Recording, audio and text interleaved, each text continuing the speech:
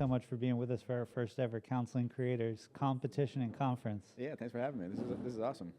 So did you ever think like a university, when you got into the space, would ever have an event like this? No, it's actually funny. It kind of shows like the growth of social media, and you see some things like marketing classes in the last year at a lot of universities studying creators more.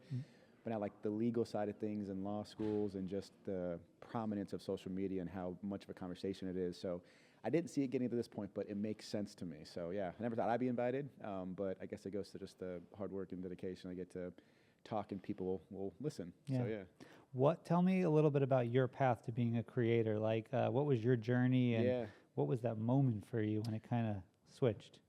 That's a great question. It's kind of, it was a repeat, like, I don't know, I was in software sales. I guess I'm back a little bit. I always watch commercials and like other content creators make content. I'd sit there and go, I probably would have done that a little differently. Like my creative, engines were moving, or like my brain was working. I was like, I feel like I can do that, and you always kind of had that thought that creatively I can do something like this, but I didn't think there was an actual career or profession, or it wasn't for me. It wasn't made for me.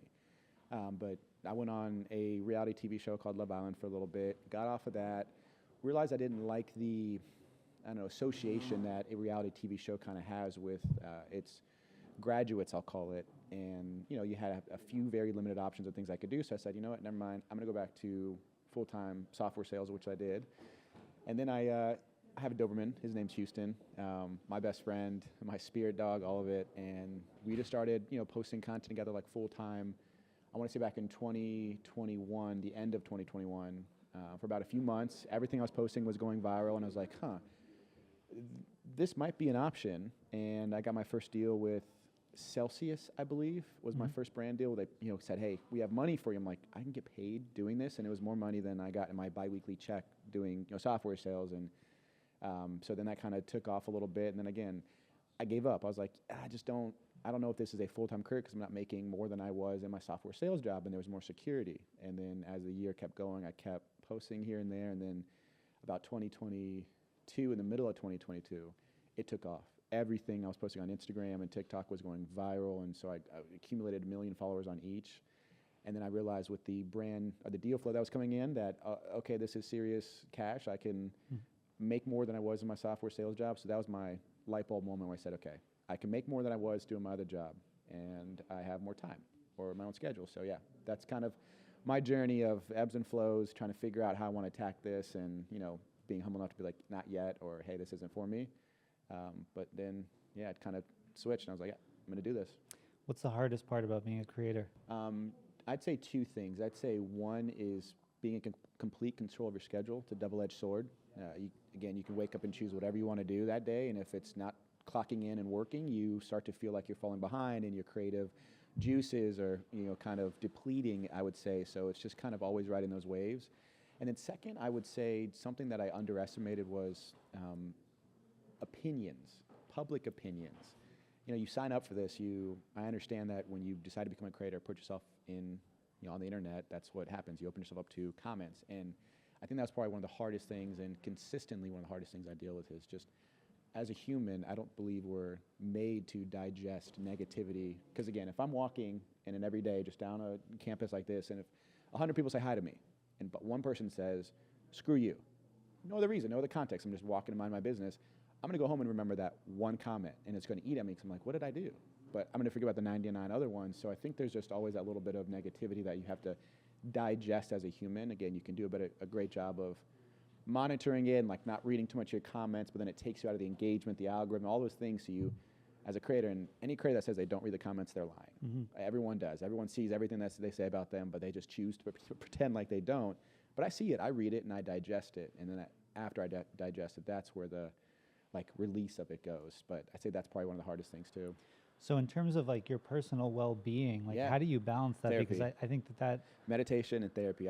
Every morning will wake up and touch grass, literally. What I want to say to a lot of people is touch grass. It's a daily practice. I wake up, I start my morning peacefully, I go outside with my dogs, I jump in an ice bath, I do something that is physically in my control, is within myself.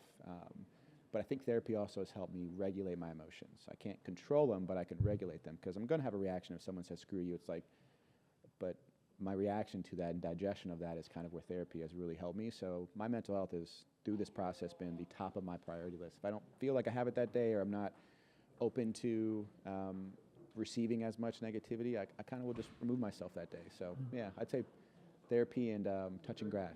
Yeah. I love that. And is this a common thing that creators in communities and other creators that you talk about, discuss, and struggle with, finding that balance? Yeah, I'd say it's probably the biggest conversation, but also like an unspoken one for a lot of people. So I'd say, again, it's both.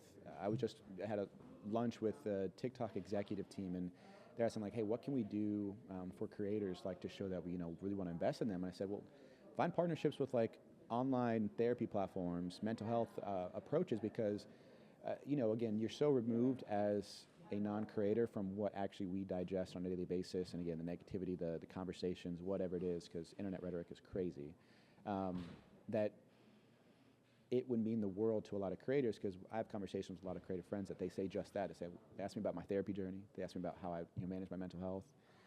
But my response to them was like, invest in us in a sense of, hey, maybe you have a partnership with a meditation platform or something that you can help us understand that you got to take care of your mental health, and we want to make that open to you. So I'd say that's, a very, very heavy conversation that we have constantly as creators is, how do you manage with your mental health through this? So important. So important, yeah. And are the brands and companies that your platforms are talking to, they responsive to these ideas and suggestions? Yeah, I think depending on, the timing of things, current events that are happening, I'm sure I can name a few that would, obviously stick out.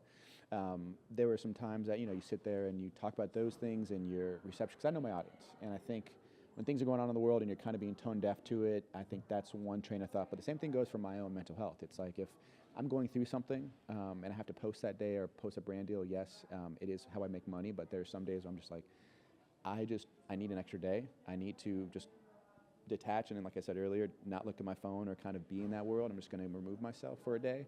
Every brand I've worked with has understood, because, again, I think to be a good brand that creators love to work with, you have to be understanding of what we do. You can't be, what's that saying? You have to understand to be understood. Mm-hmm. And I think that's a big thing that goes both ways for creators and for brands. So is talking about like your schedule and the fact that you get to manage it, and the double-edged sword of that is, how do you compartmentalize? Because I can imagine, like, a lot of people, they go to work, like they leave their house, they go to work, they come home. Is there this, I don't know if it's a feeling that you always have to be on and capturing, and oh my God, did I just miss something? Yeah, that's kind of like the place I've been in. I'm really bad, truthfully, at creating all the content, because, like, for instance, I have really curly hair, and I just learned a good curly hair routine. I posted this morning, and I was getting ready, like, finally figured out my curls, and everyone was like, share it. Like, what is it? I'm like, oh, I forgot to, like, include the step-by-step, and it's like, okay, well, maybe I need to, like, and then you think, okay, I have to go home tonight or tomorrow, like, and land and take a shower and wash my hair. And I think there's this, when you put the idea of creating content first, I think that's where I fall behind, because I like to just live my life and record second. That's always been my motto. And a lot of times, I might be on a little mental health hiatus, or just a hiatus where it's like, hey, I'm just living life. I'm literally touching grass for a month straight, and I hope that's okay. So I think that's part of the conflict that I, fight with, that compartmentalization of it all and just creating the content and stuff. But it's a constant juggle every day. But you always have to be thinking. Your creative juices have to be flowing. Yeah.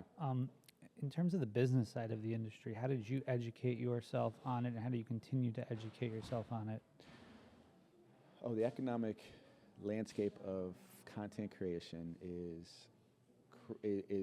like a very, very hard thing to understand. I think early on, you don't know what you don't know. Like in any facet of life, you kind of deal with people or deal with things that you find out later, like, oh, I was kind of taken advantage of there. I was worth a lot more, or things like that. So I think just through experience, that's probably the best answer I got, is just through experience is how I learned. But then again, you build a network as you do things, and as you're a lawyer, as you're an athlete, you build a network of people around you that can help you understand things as well. And so through conversation and experience, I learned, what's my value, agency work, legal work, management work, all these things that build up this economic, environment we live in with social media.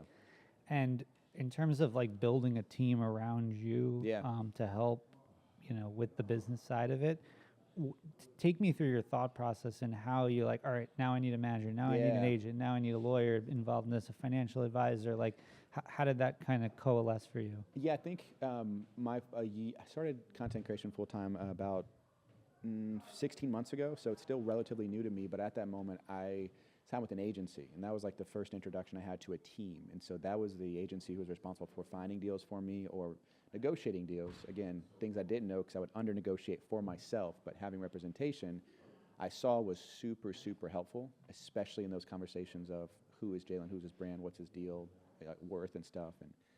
And after about a year or so, through those conversations and that network, I realized the importance of a manager because the agency is going to help source the deals, management is going to help your brand grow and find things and opportunities, and then you have like your legal team to redline contracts because I've learned there's some things, again, through the experience that I didn't know when I started, but brands will take advantage of, or agencies, because you don't know. Mm-hmm. And then, you kind of just through experience. So I would say the agency is probably my first step, and then it was management. Now I've hired a legal team, and considering an assistant, because, you want to, the more you take on, the larger you get, the more brand deals you get, the more money you make, the more a community you grow, the larger community you grow, the more responsibility you have, and it kind of takes away from that creative juice in the morning, that ebb and flow that you want. And so if I can have someone help me in certain areas that are just mundane tasks on a day-to-day, then I at this point now, let's sign up for it.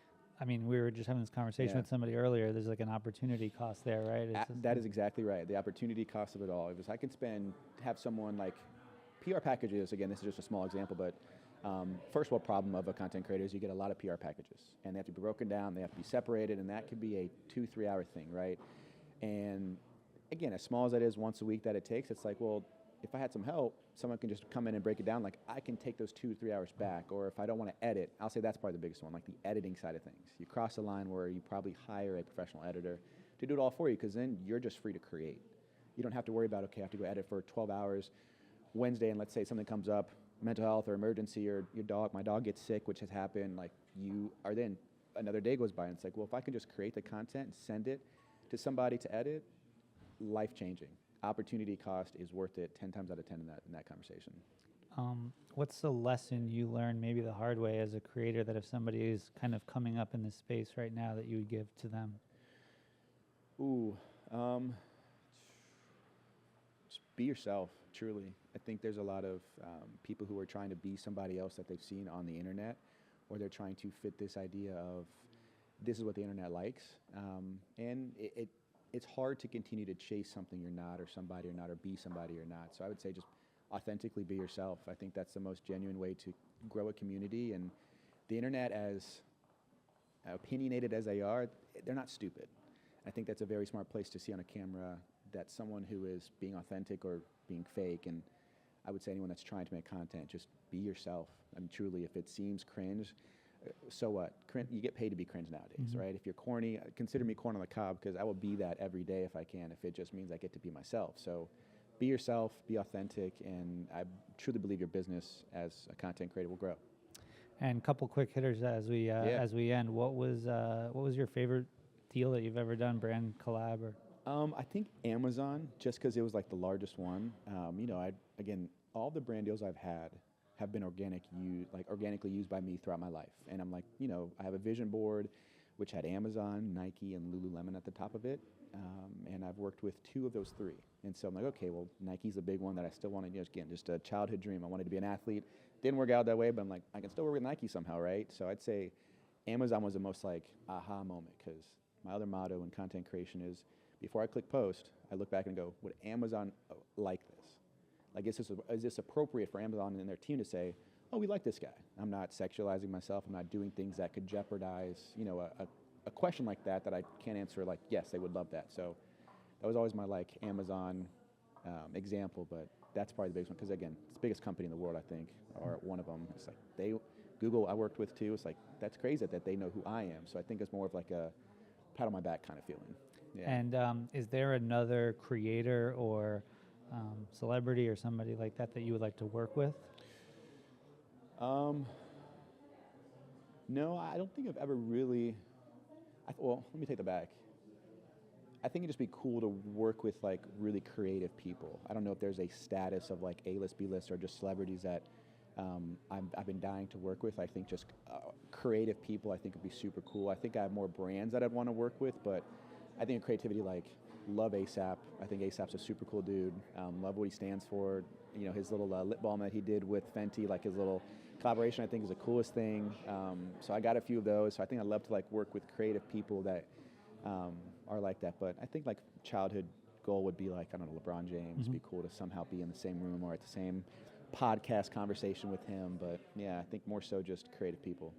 And then you said Nike's the top of the list, but another dream brand or dream collab that you want to work with?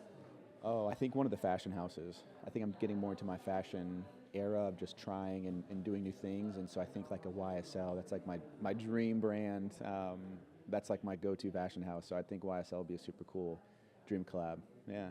Awesome. Jalen, thanks so much for being with us. We really appreciate it. Thank you for having me. Yeah. And I look forward to our conversation in a few minutes. Absolutely. Thank you so much. All right. Yeah.